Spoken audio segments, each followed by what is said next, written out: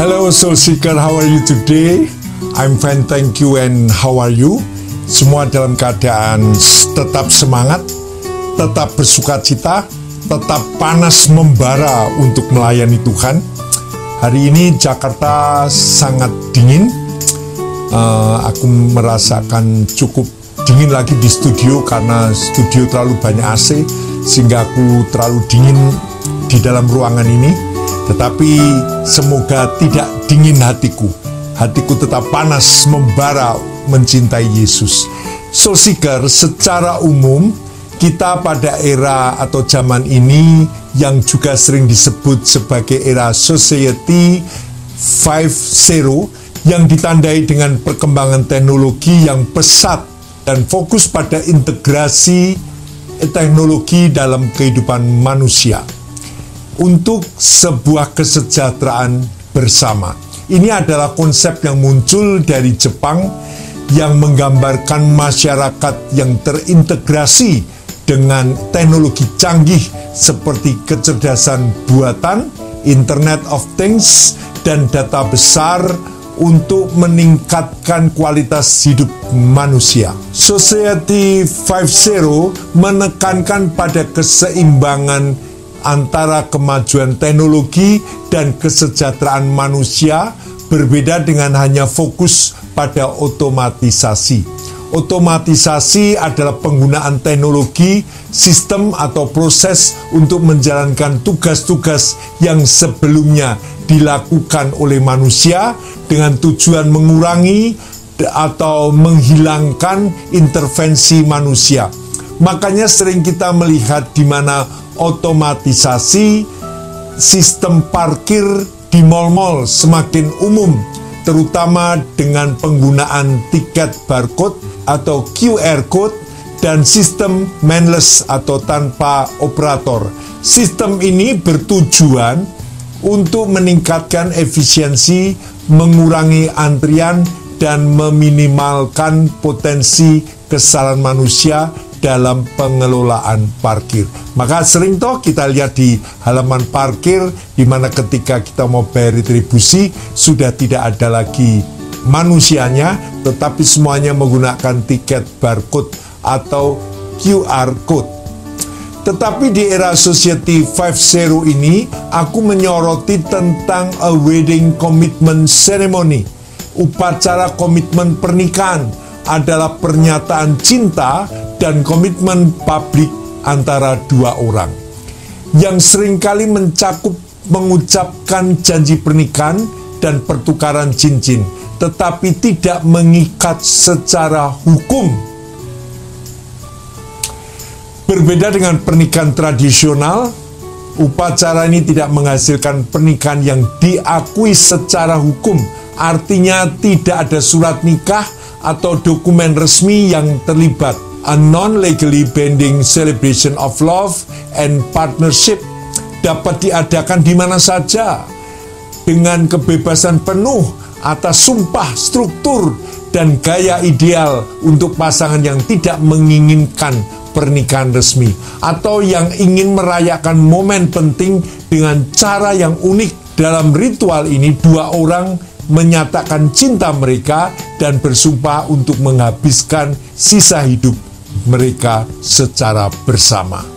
Soul Seeker, firman Allah mengatakan bahwa salah satu ciri dalam keadaan akhir zaman di mana masyarakat tidak lagi mempedulikan agama. 2 Timotius 3 ayat 2. Jelas mereka tidak mementingkan akta nikah resmi. Bagaimana bisa mendapatkan akta nikah jika mereka tidak ada di bawah pernikahan kudus gereja? Sebab ini merupakan persyaratan resmi di negara kita, gereja baru negara yang mengakui pernikahan itu telah terjadi. Dan bagaimana anak yang dilahirkan dapat dokumen akte lahir jika tidak ada pernikahan resmi? Soul Seeker, kita akan terus mendiskusikan hal-hal ini, tetapi ikuti tayangan video yang akan lewat ini dan kita akan kembali lagi pada tayangan ini. Silahkan.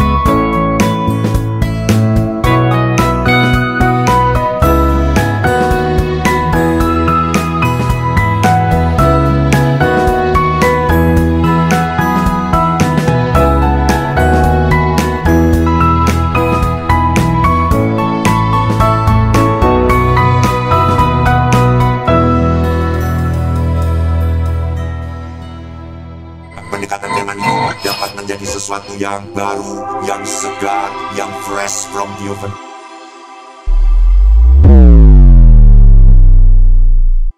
Soul Seeker, setan tidak dapat memusnahkan umat Tuhan atau bangsa Israel karena Allah telah berjanji bahwa bangsa Israel akan menjadi umat perjanjiannya sepanjang mereka mau mematuhi perintah-perintahnya. Dalam kitab Ulangan 28 ayat 9-10. Dan bangsa Israel akan menjadi berkat bagi semua bangsa di dunia dengan membawa Injil dan imamat kepada mereka. Namun, setan tetap mencoba untuk memusnahkan bangsa Yahudi seperti apa yang dilakukan oleh Adolf Hitler sebagai pemimpin Nazi Jerman yang melaksanakan peristiwa tragedi Holocaust, yaitu aksi genosida terhadap kaum Yahudi dengan membantai secara massal orang-orang Yahudi selama Perang Dunia Kedua dan menelan korban 6 juta jiwa manusia atau 6 juta jiwa orang Yahudi. Kebencian Hitler terhadap orang-orang Yahudi berakar pada berbagai faktor, termasuk pengalaman pribadinya, propaganda Nazi, dan ideologi antisemitisme yang telah ada selama berabad-abad. Antisemitisme adalah kebencian terhadap orang-orang Yahudi. Ideologi ini didasarkan pada gagasan bahwa orang-orang Yahudi adalah inferior dan bahwa mereka merupakan ancaman bagi masyarakat Jerman. Sehingga Hitler mengadopsi ideologi antisemitisme dan ini ia menjadikan sebagai dasar kebijaksanaannya. Ia percaya bahwa orang-orang Yahudi harus dimusnahkan. Ayat Alkitab yang sering dikaitkan dengan janji Tuhan untuk turun tangan dan berperang menolong bangsa Israel, terutama saat Israel terancam dalam Keluaran 14 ayat 14 yang berbunyi, Tuhan akan berperang untuk kamu dan kamu akan diam saja. Selain itu Sakaria 12 ayat 9 juga menubuatkan bahwa pada hari ketika bangsa-bangsa menyerang Yerusalem, Allah akan berjuang untuk membinasakan mereka. Tetapi umat Tuhan yang dimaksud di dalam sejarah kerajaan Allah saat ini adalah orang-orang yang percaya kepada Kristus. Jadi fokusnya adalah orang-orang yang percaya kepada Kristus yang memiliki janji-janji daripada kerajaan Allah. Semua ini disebutkan sebagai Israel rohani, di mana janji proteksi Allah terhadap umatnya akan berlangsung. Kitab Wahyu memang menggambarkan kedatangan Yesus Kristus kembali ke bumi dan mengalahkan kekuatan jahat yang dalam konteks tertentu bisa dipahami sebagai pembelaan terhadap umatnya, termasuk orang Israel yang percaya kepada Yesus Sang Juru Selamat. Dan pada akhir zaman ini, apa yang dilakukan oleh setan untuk menyerang? Kalau setan tidak mampu untuk menghancurkan gereja atau umat Tuhan, setan coba menghancurkan kekristenan dengan pola yang dipakai dalam rumah tangga Adam dan Hawa pada saat kejatuhan dosa manusia. Ia menghancurkan lembaga rumah tangga melalui polemik dan prahara rumah tangga. Soul Seeker, Sebenarnya lembaga rumah tangga ini menjadi sebuah rahasia yang sangat besar, yaitu hubungan Kristus dan jemaatnya.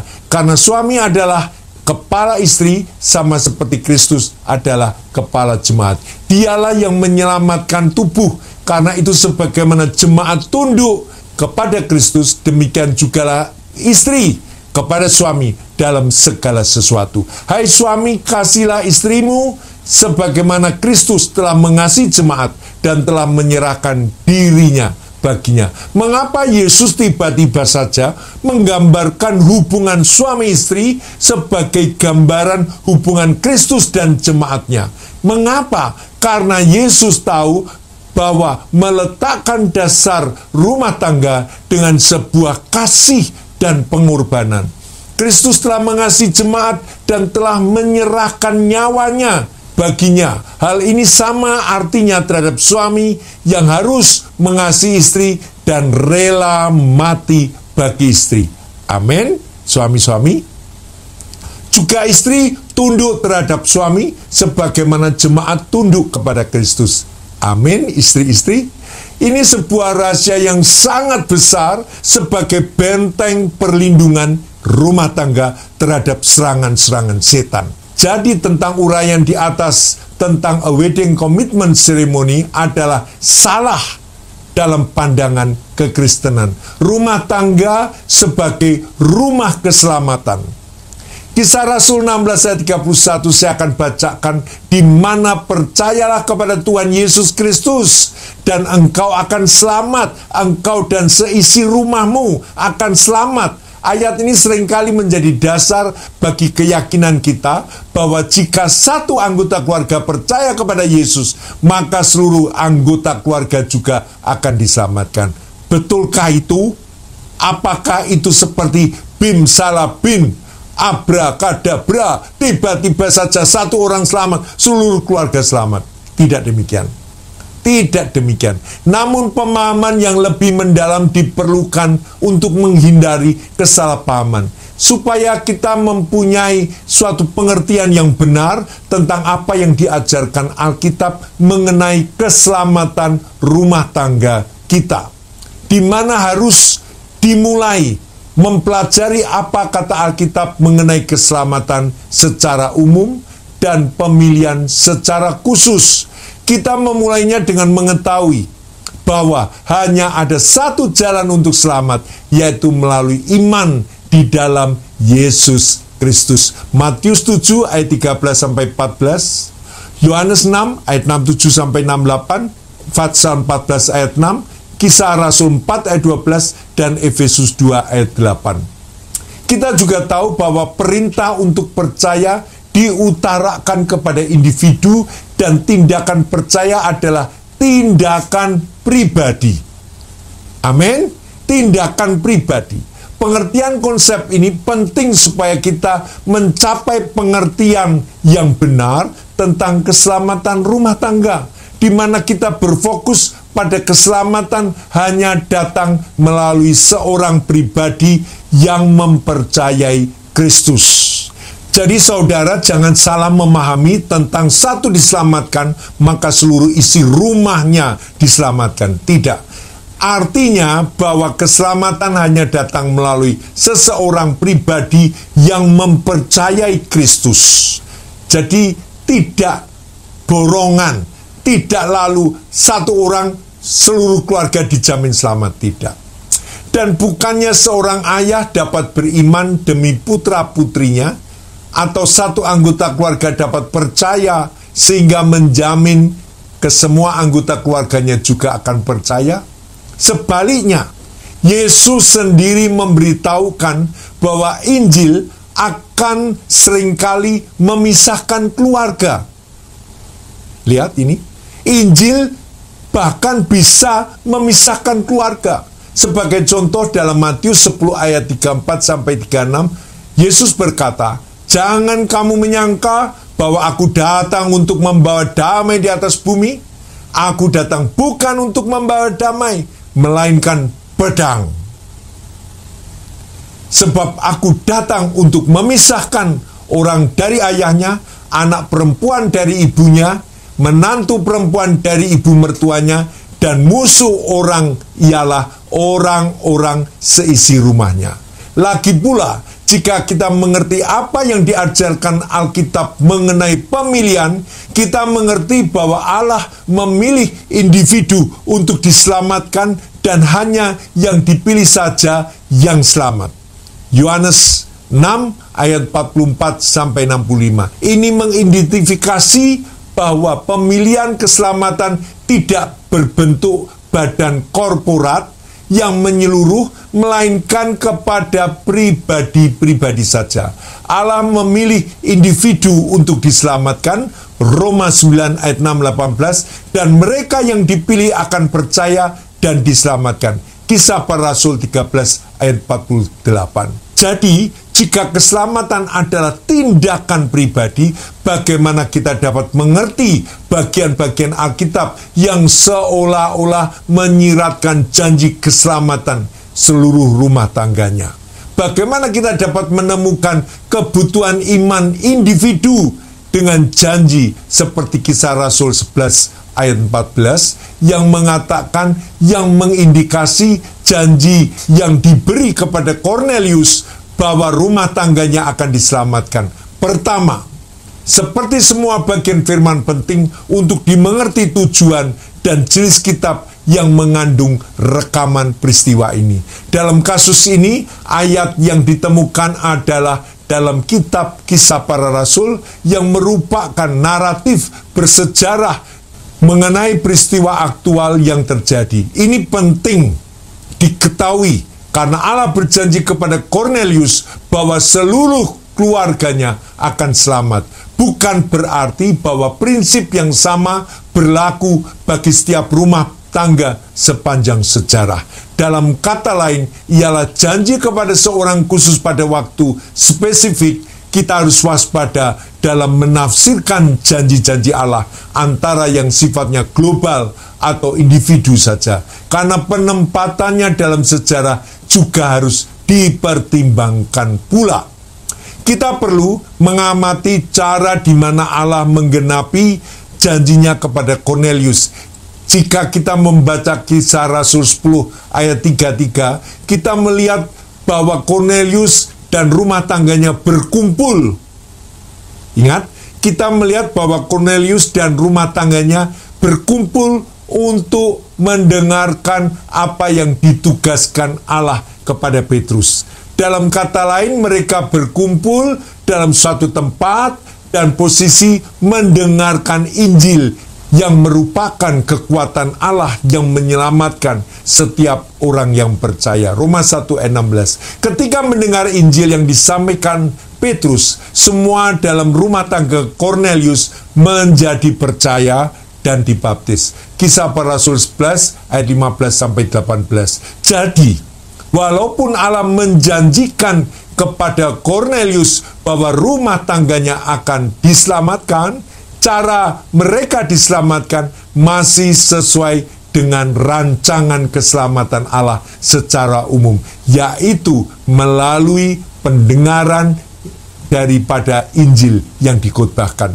Mereka tidak selamat hanya karena Cornelius percaya, melainkan karena mereka sendiri percaya akan pemberitaan Injil itu. Sebagai contoh lain yang seringkali digunakan untuk mengajarkan keselamatan rumah tangga, ditemukan dalam 1 Korintus 7 ayat 14, karena suami yang tidak beriman dikuduskan oleh istrinya, dan istri yang tidak beriman itu dikuduskan oleh suaminya. Andai kata tidak demikian, niscaya anak-anakmu adalah anak-anak cemar, tetapi sekarang mereka adalah anak-anak kudus. Soul Seeker, apakah ayat ini mengajarkan bahwa pasangan yang tidak percaya dapat dikuduskan atau diselamatkan dengan basis iman pasangannya di dalam Kristus? Atau anak mereka akan kudus karena salah satu orang tuanya diselamatkan? Tentu jawabannya adalah tidak. Karena pengertian tersebut tidak konsisten dengan seluruh ajaran firman Tuhan. Hal ini akan menjadi jelas jika kita mempelajari konteksnya. Dalam kasus ini konteksnya tidak berurusan keselamatan atau pengudusan sama sekali yang sedang diulas. Dalam kasus ini konteksnya tidak berurusan dengan keselamatan atau pengudusan sama sekali. Yang sedang diulas adalah pernikahan antara suami istri, dan ayat-ayat setelahnya mengulas isu orang Kristen yang mempunyai pasangan hidup yang tidak percaya.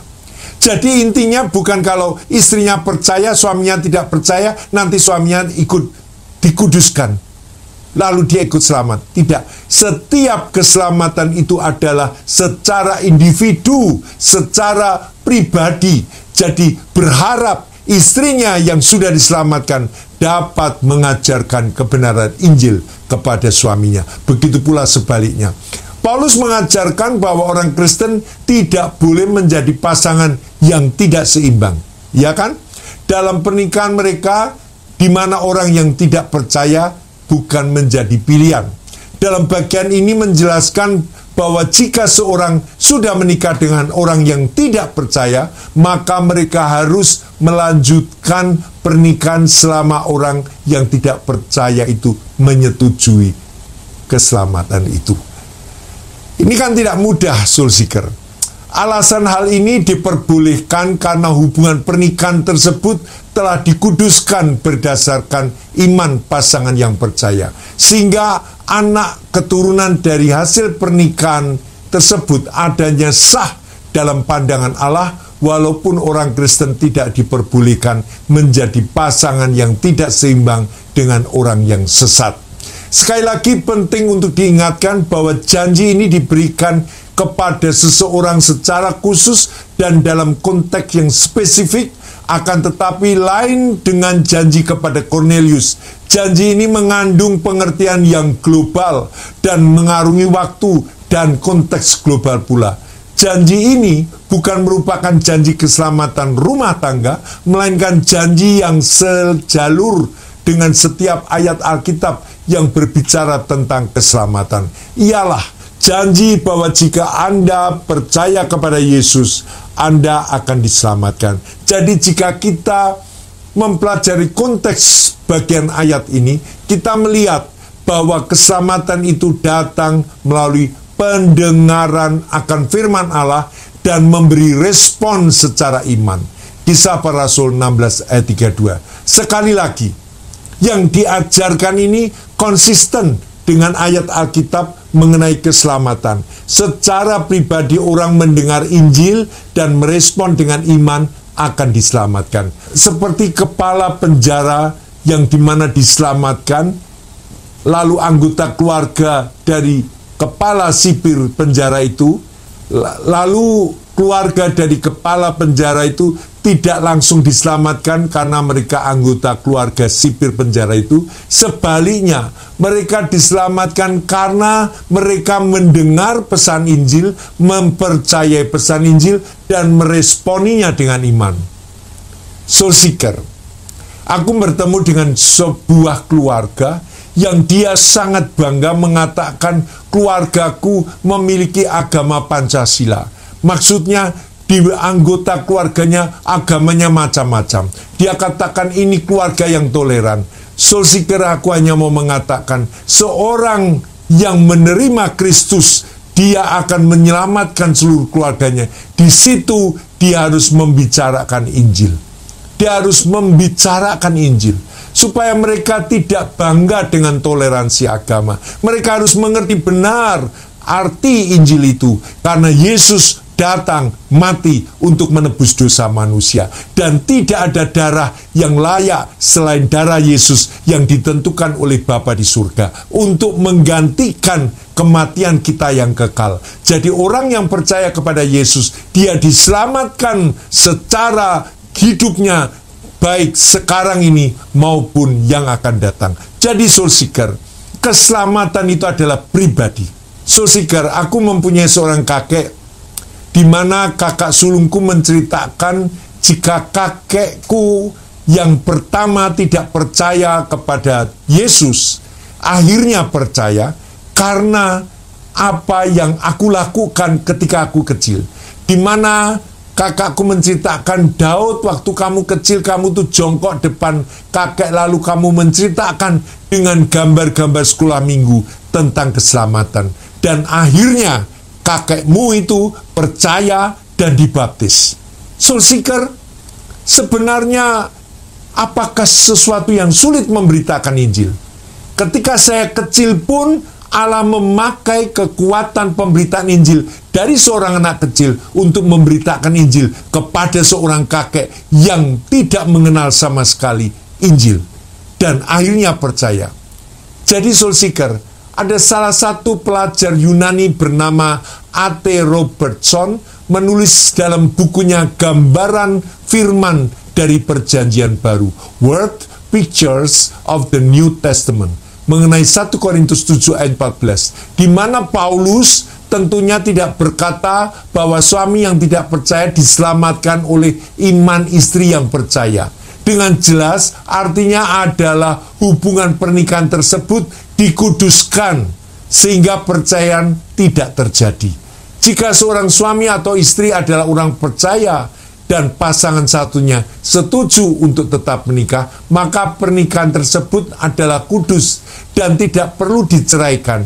Jika hubungan orang tua mereka adalah kudus, kelahiran anak mereka pun juga kudus, bukan anak haram. Walaupun tidak ada janji keselamatan rumah tangga yang dapat diklaim oleh orang percaya, ini bukan berarti kita tidak boleh berharap, tidak boleh berdoa dan berkarya demi keselamatan keluarga kita. Walaupun ada kalanya seperti diramalkan Yesus dalam Matius 10 ayat 34-36 bahwa keselamatan akan memisahkan keluarga. Juga ada kalanya di mana Allah Abraham menjadi Allah Sarah, Allah Iska, dan Allah Yakub.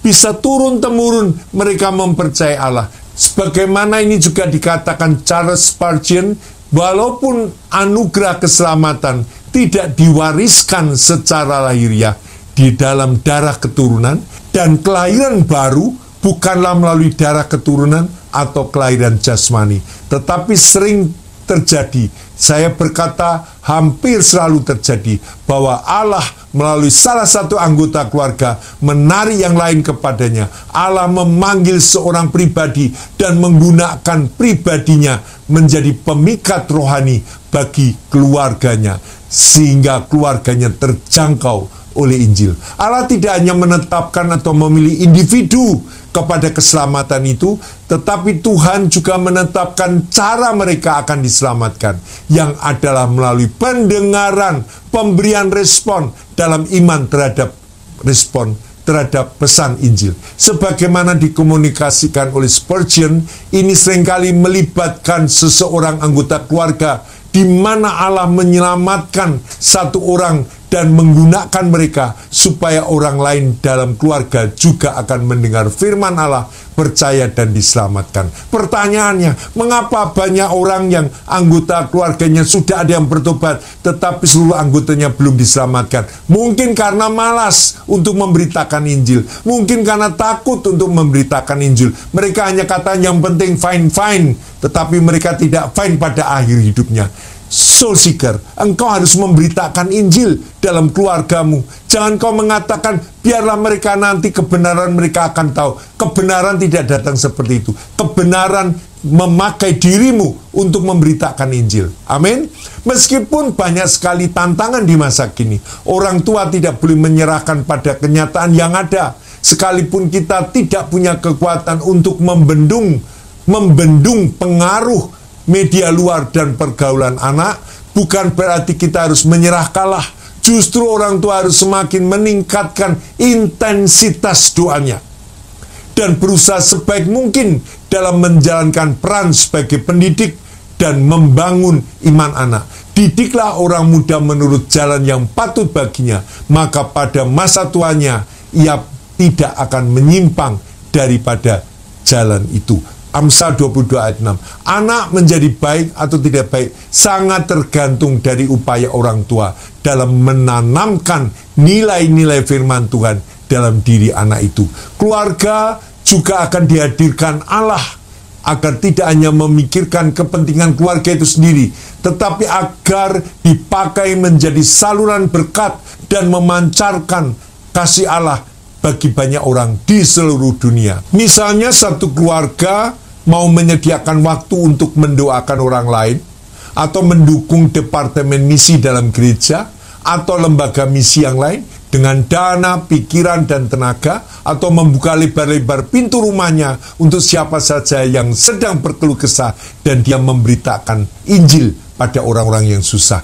Biarlah kasih Kristus melingkupi keluarga-keluarga kita, agar kita semua berperan secara maksimal dalam memancarkan kasih Allah. Soul Seeker, aku selalu mengingat akan Mazmur 37 ayat 25 yang berbunyi, dahulu aku muda, sekarang telah menjadi tua, tetapi tidak pernah kulihat orang benar ditinggalkan, atau anak cucunya meminta-minta roti. Kalau jaminan keselamatan ini ada di dunia, di mana Allah menjamin anaknya tidak akan kekurangan, di mana Allah menjamin sampai anak cucunya tidak akan ditinggalkan, dan tidak akan meminta-minta roti. Soul Seeker, oleh sebab itu, injili keluargamu. Mulai dari keluargamu, lingkaran paling kecil itu keluargamu. Injili, beritakan kabar kesukaan.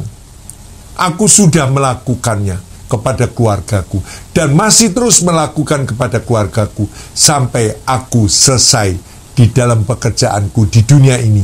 Jadi bagaimanapun, orang yang paling aku kasih, aku sayangi adalah keluarga. Agar semua keluarga ikut melayani Tuhan, agar semua keluarga terpanggil untuk pelayanan Tuhan. Dan inilah tugasku untuk memberitakan agar mereka menjadi orang-orang pilihan Kristus. Puji nama Tuhan, kiranya ini memberkati. Aku berdoa untuk kalian. Tuhan Yesus berkati setiap orang yang mendengar di Think of Soul channel ini. Biarlah mereka sadar bahwa kami dipanggil Tuhan untuk memberitakan Injil bagi keluarga kami. Lingkupi kami dengan kuat kuasa-Mu, berikan tanda-tanda mujizat di dalam pelayanan kami terhadap keluarga. Terima kasih Tuhan, kalau satu orang diselamatkan, maka seisi rumah akan diselamatkan. Artinya, orang yang diselamatkan pertama harus menginjili dan memberitakan kabar kebenaran di dalam Yesus. Terpuji namamu Tuhan Yesus, di dalam nama Yesus kami berdoa. Amin. Soul Seeker, jadi berkat. Jadi berkat terhadap keluarga. Jangan pelit, jangan nunda, jangan banyak alasan. Jadi berkat, beritakan Injil bagi keluargamu. Kalau aku bisa mempertobatkan kakekku di mana aku masih kecil, aku sudah lupa. Itu pun dalam kelupaan saja bisa Tuhan pakai. Terlebih saudara sekarang dalam kesadaran, engkau harus memberitakan Injil. Amin. Tuhan memberkati. Havenu Shalom Aleichem. Amin. Haleluya. Sampai jumpa.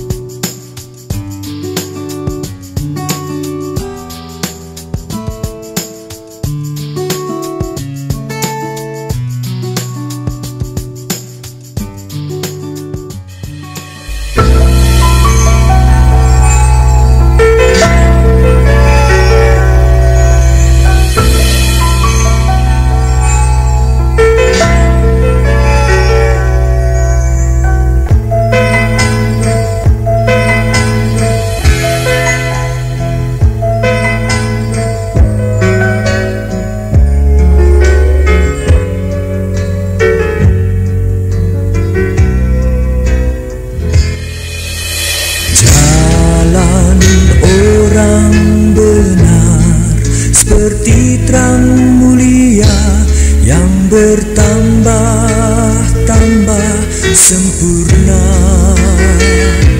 jalan orang benar seperti terang mulia yang bertambah-tambah cahayanya. Jangan masuk jalannya orang fasik, jangan mengikutinya, jangan turut nasihat orang jahat. jauhkanlah dirimu.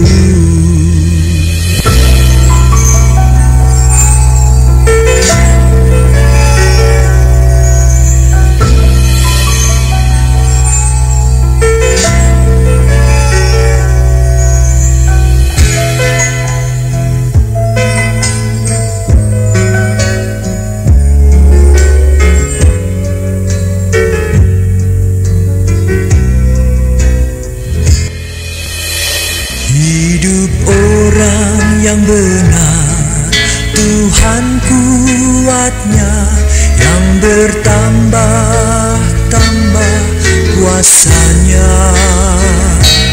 Hidup orang yang benar, bersandar firman-Nya, yang membuka jalan hidupnya. Jangan masuk jalannya orang fasik, jangan mengikutinya, jangan turut nasihat orang jahat. Jauh